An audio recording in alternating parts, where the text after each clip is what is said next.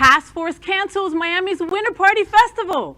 So Winter Party Festival, the party that started it all. No, I mean literally, it was the big disaster that started the pandemic off. As the first major event that was held in the early days of COVID-19, it was put under public scrutiny when several volunteers and attendees became sick and some even died.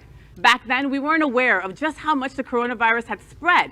Now that we know just how contagious it is, and Florida is seeing yet another surge of the possible deadly virus, the National LGBTQ Task Force has chosen to cancel this year's Winter Party Festival. I also discussed this in bed with hunky Damien Lenore on this week's FayWhat Show, so make sure you go check it out there as well. Of course you did. I did. People under there. This is such a tough story. As a longtime volunteer and also a committee member of the Winter Party Festival as well, this was hard to hear. But you know, when you're doing a festival like this, where you're bringing not just people from all over the United States, from all over the world to be flying here, and housing and venues and something this massive, you can't wait to the last minute to change your direction, and I empathize with their very difficult choice. And the decision was not easy to be made. Like I was speaking to Kathy Renna on the FayWhat Show, and she was saying this is one of our biggest fundraisers, Faye. You know, this is not an easy thing to just say we're not going to do it this year, but the health and the well-being of all the people attending and the volunteers had to be paramount. So I give them kudos for that. They made the right choice. Yeah. Yeah. You know, I have a couple of thoughts about it. Of course, we're disappointed, but they had to make this decision. This is a public LGBTQ advocacy organization. They, especially after what happened in spring of 2020 in terms of the launch. Faye alludes to it. That wasn't their fault either, of course, in terms of what happened. But they just can't go through the process of what potentially could happen because they're an advocacy organization. My friend Hilton Woolman potentially is going to continue the festival.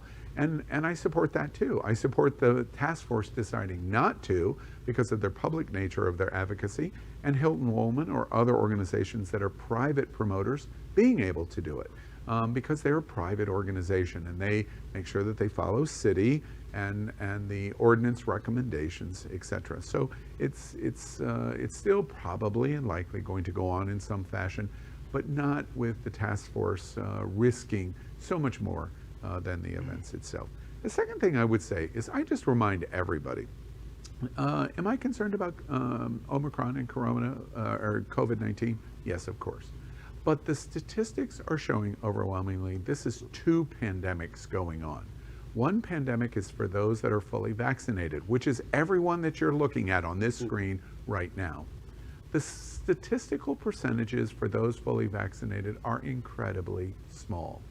Not zero, but incredibly small. And that's exactly what our medical profession should be congratulated for what they've accomplished. Then the second pandemic is for those that are unvaccinated.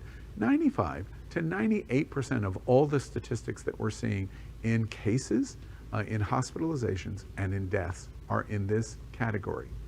How can we continue to say at Queer News Tonight for months and months and months and months, in fact, for nearly a year, get vaccinated, and you choose not to?